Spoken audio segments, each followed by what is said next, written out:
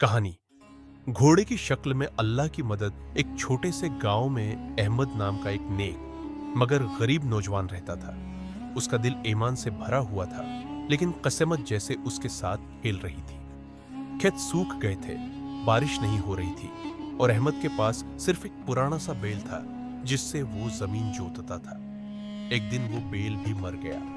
अहमद के पास अब कोई जरिया माश नहीं बचा। गांव वाले मजाक उड़ाने लगे। अरे अहमद, तेरा रब कहाँ है अब?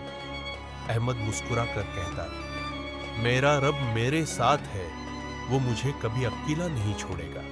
इसी रात अहमद ने रोते हुए दुआ की, या अल्लाह, तो सब कुछ जानता है, मैं कमजोर हूं, मगर तेरा भरोसा मेरे दिल में है। मेरी मदद फरमा जैसे तू अपने बंदों की हमेशा करता है।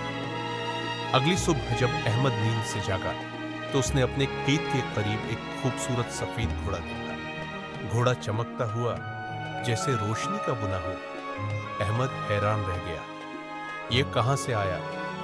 उसने घोड़े के करीब जाकर आहिस्ता से हाथ बढ़ाया। घोड़ा भागा नहीं, बल्कि उसने सिर झुकाकर अहमद के हाथ को चूम लिया। अहमद के दिल में सुकून उतर गया।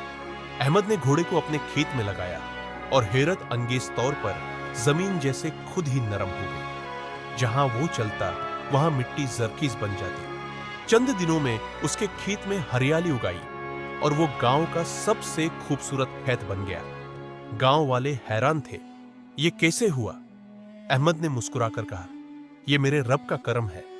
जब सब दरवाजे बंद हो जाएं, अल्लाह एक नया दरवाजा खोल देता है। चंद दिन बाद अहमद ने ख्वाब में देखा कि एक नूरानी बुजुर्ग आए और कहा, अहमद, वो घोड़ा कोई आम घोड़ा नहीं था, वो अल्लाह की तरफ से तेरी मदद के लिए भेजा गया था।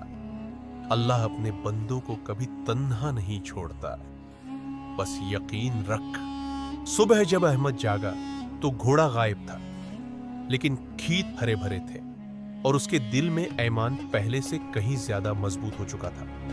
इस दिन से अहमद अक्सर गांव के बच्चों को कहता, बेटो, जब तुम्हारे पास कुछ न बचे तब भी अल्लाह पर यकीन रखना, क्योंकि कभी कभी वो अपनी मदद इन शक्लों में भेजता है जिन्हें हम पहचान नहीं पाते।